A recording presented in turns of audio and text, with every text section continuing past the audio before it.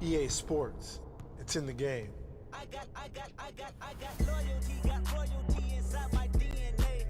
Quarter piece, got war and peace inside my DNA. I got power, poison, pain, and joy inside my DNA. I got hustle, though, ambition, flow inside my DNA. I was born like this and sworn like this, immaculate conception. I transform like this, perform like this with new weapon. I don't contemplate, I meditate, then off your head. This that puts it win. This is the new wave, where things have evolved. The game ain't the same as it once was. This is NBA Live. Here, you can be the one and shine like the league's best. Anybody can get shook or dunked on or crossed up. And your newfound control over your strength, skills, and style is a beautiful thing. So do you want to be the one or the one who gets left behind? You have the ability to dominate on both ends of the court. It's all in your hands now. But remember this, the path to being the greatest, being the one, does not stop at the NBA. The game continues in the playgrounds, the schools, and the local gyms. This is where every real player developed their love for the game, where they paid their dues, earned their reps, and rode their own wave. From pickup games at the Rucker, to Pro-Am games at the Drew, to the bright lights of the NBA. The paths to greatness are limitless. And trust me, this game ain't the same. Are you ready to be the one?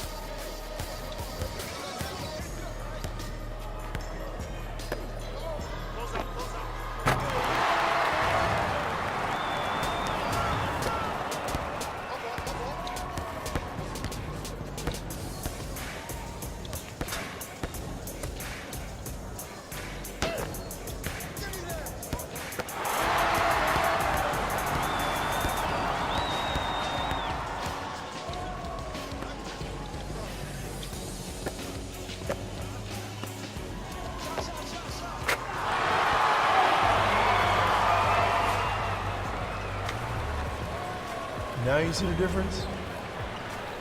You ready to be the one?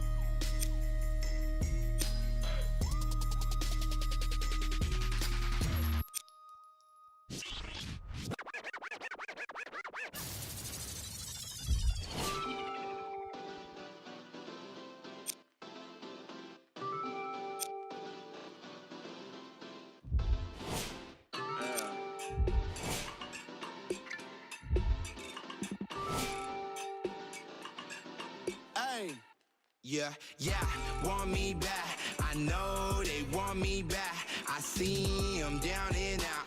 I know they want me back. My team is on my back. Them demons on my. I know they want me back.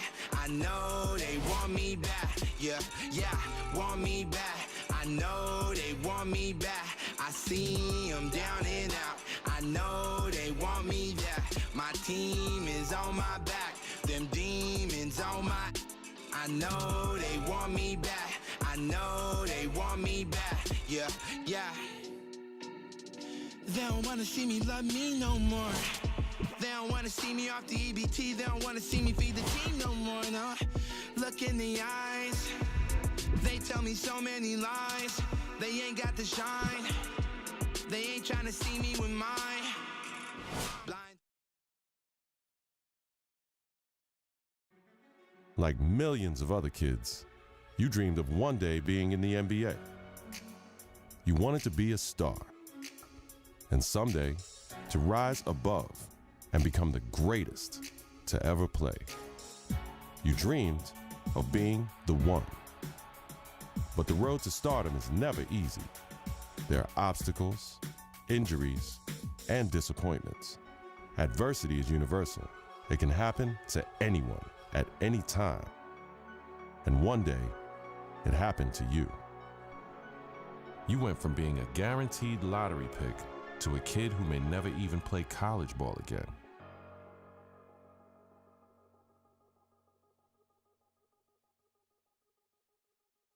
Now, look, it's always bad to hear about injuries, especially to college kids, of course. Yeah.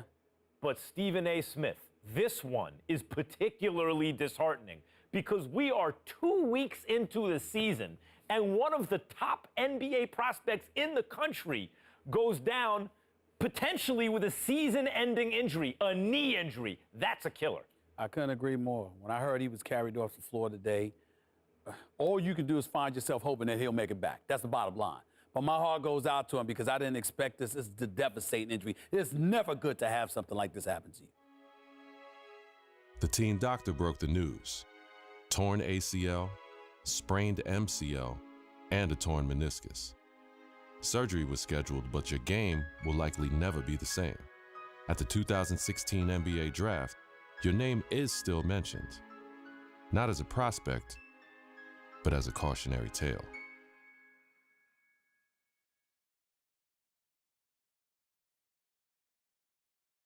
Now, there's another huge story in this year's draft. A record number of underclassmen, 30 of them, undrafted.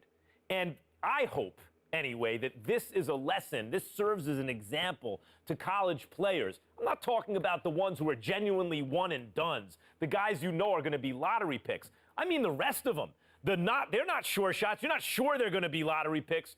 Don't just use the college system for a year thinking you're going to bounce. It doesn't work like that. Please. If you don't have the talent, it doesn't work. You got to be cultivated in the system. Please. There you go again with your blanket generalizations. You know how you are, oh, Max. The woe is me. Oh, my Lord. I can't take it. I just can't take it. It's a case-by-case basis. You can't just blanketly decide this should not be one-and-dones or this should be one-and-dones. You got to go on a case-by-case basis. Some dudes deserve to be one-and-dones. Some people don't. It's on a case-by-case basis. And that is my point. Thank you for making it for me. Every kid thinks they're the exception to the rule. And members of the media like, Stephen A. Smith, are encouraging these kids to come out early. Look, Max, bottom line is this. You got to take this into consideration. You had two dudes. They were called the Height brothers. Now, you had Nick Howard. This kid had a lot of promise. What does he do? He goes to college. Very uneventful first year, no doubt. The second year, he was pretty good. Here's the problem. The NBA, it's not about pretty good. You need to be great on the collegiate level, on the prep level, in summer leagues and what have you, in order for you to get the stature that you deserve. That's the bottom line.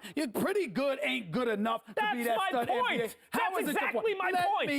Let me finish. There's another example. I did say the Height brothers. I wasn't talking about one individual. I was talking about two. What happens? One and done in a different way. 1 year, one ACL injury later, and look where he's at now. His future is clearly uncertain. So you got to take advantage of that opportunity because you never know when an injury is going to cost you everything. Stephen A., listen to yourself. Let's listen to yourself for a second. You give one argument for why a kid should come out early, a one-and-done situation. I can give you 30 arguments this morning alone why they should stay in school. And now you have to wonder what a kid like Nick Howard, who has given up his college eligibility, does next. What does he do next? First of all, don't sweat the technique. The argument, or one argument, as long as it's strong enough, that's all that matters. That's number one. Number two, the Height brothers was something special. What they really, really need to do. I'm going to tell you what they need to do, Max. They need to get back to playing together. My sources are telling me the ACL injury has been completely healed. So go on a pro-am circuit. Go in summer leagues. Do what you got to do to get back on the court together to remind everybody of what you once were. Because once you pull that off, the sky's the limit. That's what they need to do. Get back to playing ball together, because when people see what you can do as one, the other arguments don't really matter. Like I said, don't sweat the technique.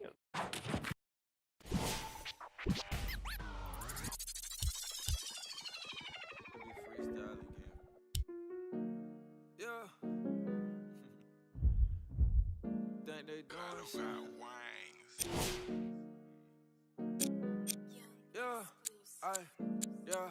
I want a Benz, I want a best friend, I want the Louis V lens, I want the Ray with a 10, I want the finer things, I want designer things, I want a lot of things, I just want the rings, I just want the rings, I just want the rings, I just want the rings, I just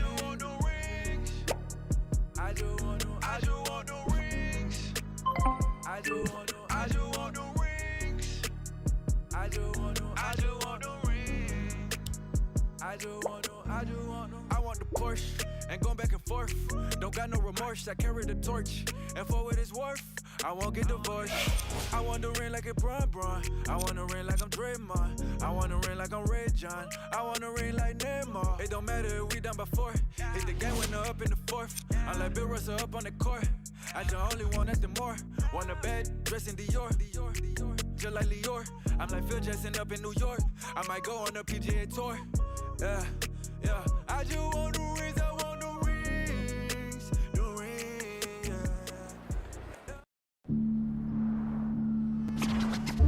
This is New York City, the mecca of basketball. The original Rucker League began here in 1947. 9 years later, the tournament found a permanent home uptown at PS 156 Playground. Those early Rucker days showcased talents like Lou Alcindor, Wilt the Stilt, and Earl the Pearl. It's also where Julius Erving became the Doctor. In 1974, the park was respectfully renamed Holcomb Rucker Park in honor of the tournament founder.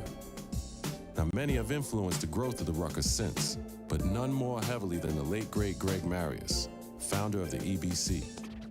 Many would argue that the Ruck is the birthplace of true street ball and the crossover dribble. Considering New York City's penchant for flashy guard play, there are few who can challenge that. After the legendary exploits of Rucker alumni like Rod Strickland, Rafer Alston, and Kyrie Irving, it goes without saying that getting crossed up or banged on can happen to anybody at any given moment here. It's no wonder that this unassuming uptown playground has become the most widely recognized street ball court in the world. Rucker Park, Harlem.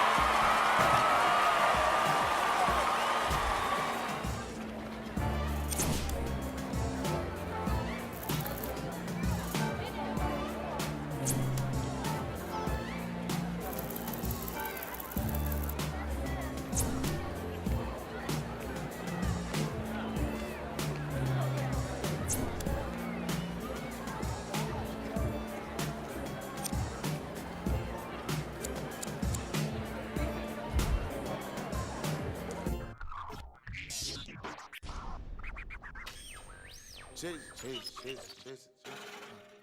Hey.